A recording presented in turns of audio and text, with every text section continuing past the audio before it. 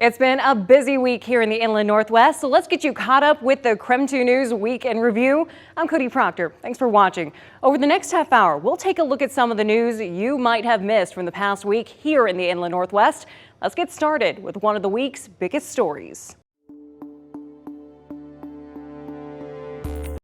There's a new doctor in town, or at least there will be a new one here at the Spokane County Jail. This afternoon, Spokane County commissioners approved a contract with a new provider. That new doctor shared with me how he plans to improve patient care here. Motion passes unanimously. Welcome to Spokane. The full support from Spokane County commissioners today ushers in a new era of care at the county jail. Medico-correctional healthcare will take over as the new provider, replacing the current provider after years of lawsuits and multiple inmate deaths. My job as a physician is to make sure they receive adequate, timely medical services and not to judge them. Dr. Kafe Ofog is the CEO and founder of Medico. He plans to implement several improvements, including access to a provider all 7 days a week. He's also adding 10 more full-time equivalent medical staff over the first 6 months in operation at the jail, bringing the new total to 61. All the inmates, when they arrive to the jail, when they get incarcerated, they will be seen with a registered nurse within the first 4 hours of incarceration. Immediately following the booking process, medical staff will initiate medication for opioid use disorder. Dr. Ofo claims this, along with trained staff, an on-site psychiatrist, and urgent care protocols,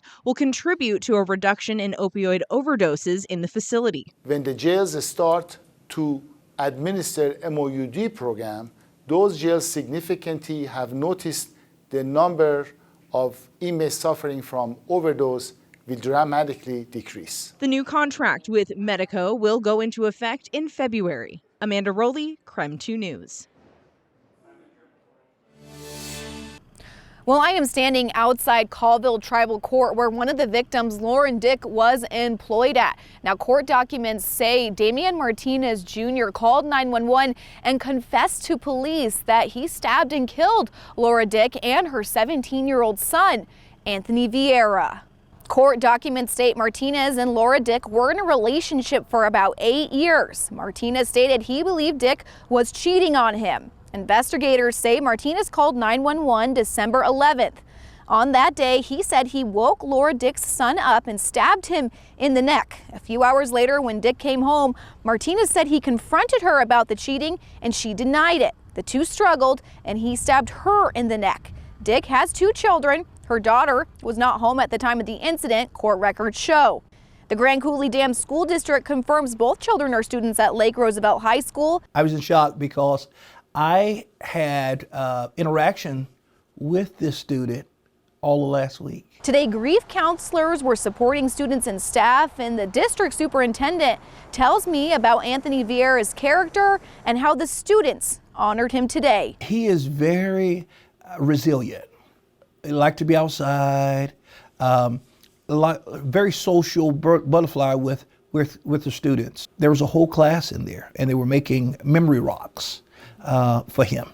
And so they were painting, they were drawing pictures of him. The Confederated Tribes of the Colville Reservation say Laura Dick was a clerk at the Colville Tribal Court and was a valued colleague. They say court will be open on a limited basis this week to allow staff time to grieve. Now, Grand Coulee Dam School District officials tell me school will be closed on Wednesday so the community can be present for the burial of Laura Dick and her son, Anthony. I'm reporting in Espelem, Regan Gallo, KREM 2 News.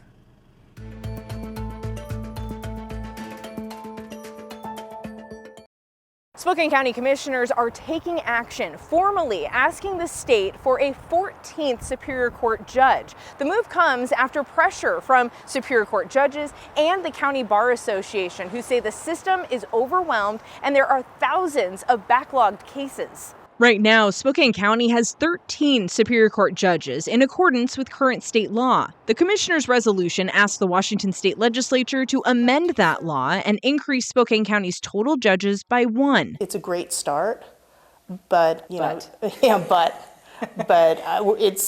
better than where we were. Superior Court Judge Michelle Zamblin supports adding more judges. She says adding at least one more will help the bench begin moving the needle on the nearly 3,000 civil cases currently stalled. If we can have sufficient resources, your case will move faster. And that's something I feel pretty strongly about because, take for instance, a family law matter. If you've got a kiddo who's, 3 and it takes a year for, their case to get resolved, if it's resolved at year 4, that means a quarter of the kid's life has been under temporary orders and a lack of finality. In a statement from the County Bar Association, it's pleased commissioners are taking these steps, and although its original request was for 3 additional judges, it's taking this as a step in the right direction. Once the resolution is approved, it'll be in the hands of state lawmakers. In the county's resolution in this week's consent agenda, commissioners say it is in the county's best interest to expand the Superior Court bench. Reporting from the Spokane County Courthouse, Amanda Rowley, KREM 2 News. As we go to break, here's a check of your forecast.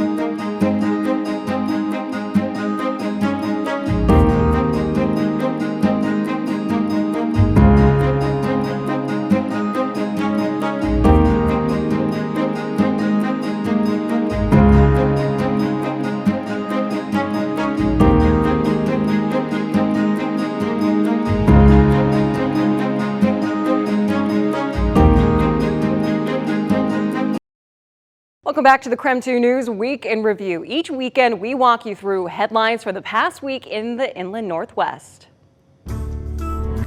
All those in favor, please indicate by saying aye. Aye. In a unanimous vote, Spokane City Council members approved multiple items on the meeting's consent agenda, but the one getting the most attention has to do with giving money to 3 different nonprofits for shelter beds during times when the temperature is 32 degrees or lower. This includes $45,000 for the Salvation Army, $70,000 for Catholic Charities of Eastern Washington, and $22,000 for Revive. This totals $137,000 for beds coming out of the general fund. The matter was sponsored by City Council member Paul Dillon. We know that this money is going to save lives. This comes as the city already has $800,000 allocated for inclement weather for 2024 and 2025. According to the city, as of November 2025, they spent $525,000 on shelter beds out of their designated funds. That leaves $275,000. Councilmember Paul Dillon says what's left over is going to be held on to as the weather gets colder. He says this will make it easier for the city to draw as needed. This allows for smart planning. It allows us to be more reactive and ready in the event we do have cold temperatures and need to surge. This decision, while facing no opposition from council members, had community members like Derek Azzaro speaking out against it. So whatever money you're giving them tonight or you have every week, if you really do think about it, is really going to their payroll. Despite the pushback, council voted in favor of the extra funding.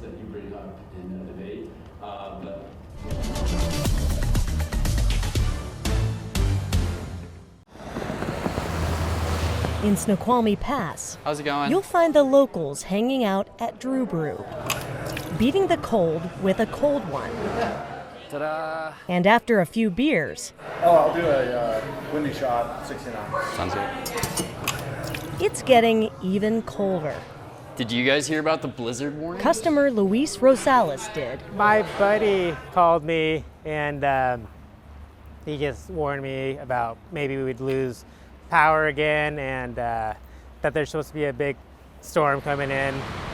This time of year, the man behind the bar says a rare blizzard warning is actually good for business. Busy tonight. We have trivia going on tonight, and I think everyone's excited about the incoming snow, so there's more people out than there have been the last couple evenings for sure. Oh, so you had to drive all the way? His crowd of locals is riding it out together, while those who don't live up in the mountains are told to stay off the roads. Curious how it'll be different from, I guess, other storms that we've had up here in the past. We get plenty of exciting weather, so. About 30,000 vehicles drive over the pass on an average day, and that number is higher now with Highway 2 shut down over Stevens Pass. And when rain turns to heavy snow, conditions are expected to be dangerous. When you factor in high winds, it will likely be a whiteout. The 6th blizzard warning in western Washington's history is coming right before Christmas. Here you go, fellas. As long as we get snow. Oh, a white Christmas. Absolutely hoping for a white Christmas.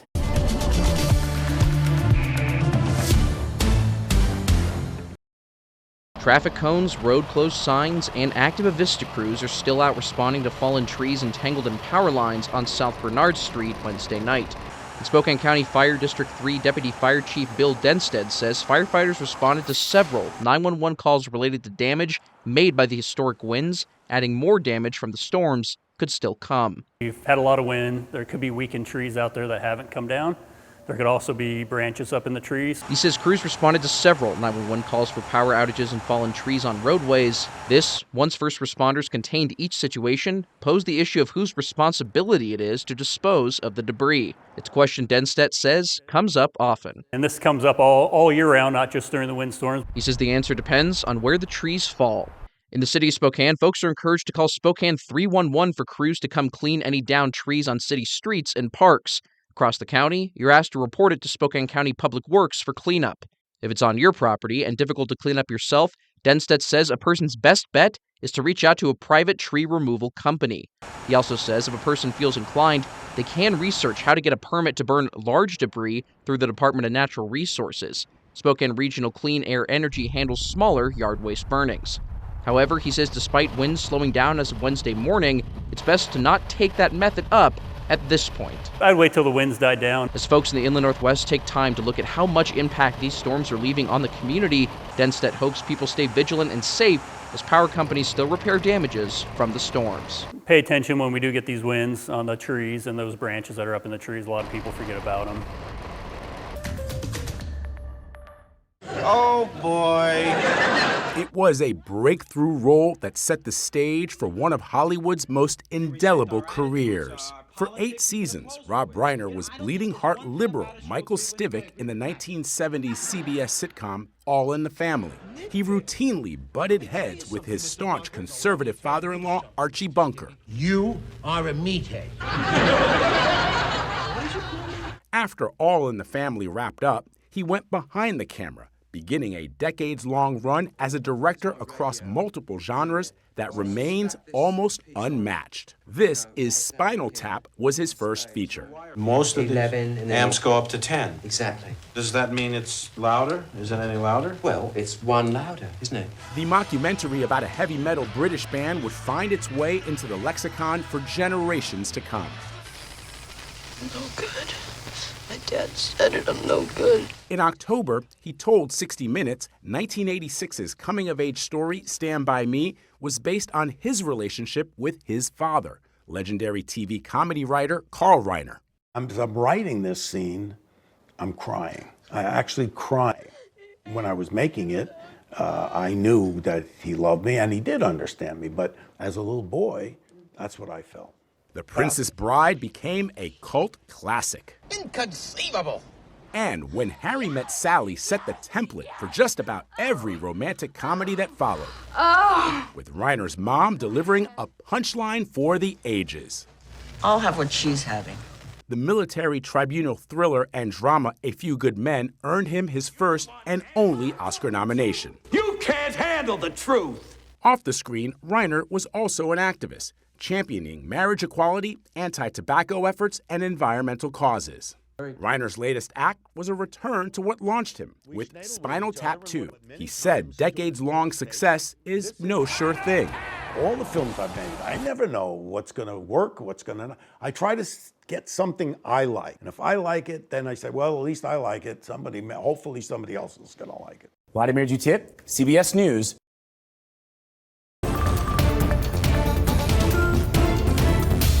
Thanks for joining KREM 2 News this weekend. I'm Cody Proctor. Right now, we're taking a look back at some of the news stories from the past week. President Trump addressed the nation Wednesday night, touting his administration's accomplishments during the first year of his second term. 11 months ago, I inherited a mess, and I'm fixing it. And wasted no time placing blame on Democrats and the Biden administration. Our border was open, and because of this, our country was being invaded by an army of 25 million people, many who came from prisons and jails. Now the president says with his policies, immigration and border issues have been resolved. In a few short months, we went from worst to best. We're deporting criminals, restoring safety to our most dangerous cities. The president also touted tariffs and the U.S. economy that he claims is stronger. I am bringing those high prices down and bringing them down very fast. And for the first time in years, wages are rising much faster than inflation.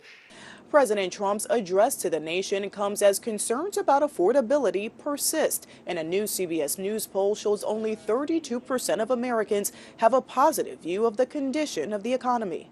Last week, consumers in Pennsylvania graded the economy under President Trump. I would give it a D. My grocery bill has definitely doubled, if not more. Despite concerns, the president insists affordability is improving. And in honor of the nation's founding, the president praised members of the military, announcing warrior dividend payments for service members this holiday season for $1,776. The president also said he will name a new Federal Reserve chair in the new year. Erica Brown, CBS News, the White House. It's the latest escalation in what's been a massive military buildup off the coast of Venezuela. President Trump announcing on social media he's ordering a, quote, total and complete blockade of all sanctioned oil tankers going into and out of Venezuela. He called the Maduro regime illegitimate, saying the government is using oil to fund drug terrorism. No blood for oil.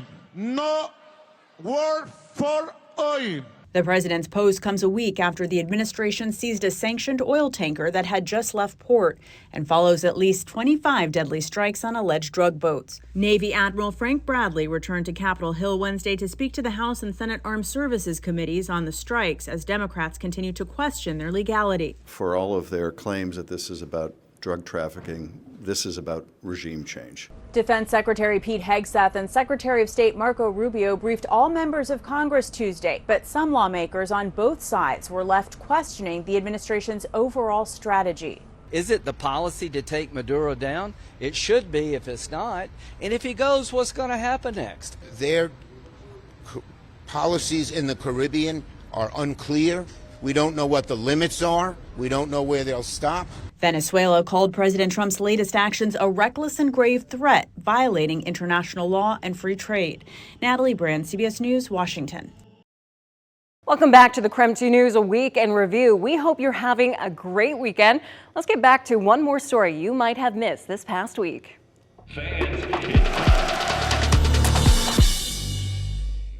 It's been a busy last couple of weeks for Washington State football, to say the least. But despite the chaos, the team is focused on preparing for the famous Idaho Potato Bowl and to send their seniors off the right way. There have been plenty of distractions for the Cougs after the shock of Jimmy Rogers' departure and last Friday's hiring of Kirby Moore. But the team's responding like they've done all season. I think just coming together. Like I said, we're a tight-knit group. We've been battling together all year. We've gone through a lot of ups and downs, so we kind of know how to handle it at this point. Interim head coach Jesse Bobbitt announced today he will follow Rogers to Iowa State. However, there was zero hesitation for him in accepting the interim job, and his current priority is clear. I want to be here for these guys, not for me, not to have an interim tag, not to be able to try and go 1-0 as a head coach. It has nothing to do with that. It's to finish it off for these guys, and a lot of these guys have been coaching for a long time. There was guys that are seniors now that were freshmen at South Dakota State when I was coaching them, and the right thing to do, the thing that I wanted to do, was be here to finish this out the right way for these guys and go get a win. For quarterback Zevi Eckhouse, this situation isn't a new one. However, now as a senior and a leader of this team, he's passionate about rallying teammates and fans one final time for a team in place that's meant so much to him. Unfortunately, there's just been certain things that have been thrown at us, that are unprompted or you just really couldn't have predicted. But every single time, I feel like this community, this organization, the people around have found a way to stick together. I think that's what makes Cougar Nation so special and so different from everybody. That's why you go around the world and you hear "Go Cougs" no matter where you're at, because of the amount of adversity that this organization and people associated with have been through. And time again, we don't allow circumstances to define who we are. Kickoff for the famous Idaho Potato Bowl is at 11 a.m. on Monday. In Pullman, Caitlin Galloway, KREM 2 Sports. Keep it here for more news and weather updates throughout the weekend. And don't forget, you can watch our latest newscasts anytime on your schedule on KREM 2 Plus. Download and watch right now for free. I'm Cody Proctor. Thank you for watching the KREM 2 News Week in Review.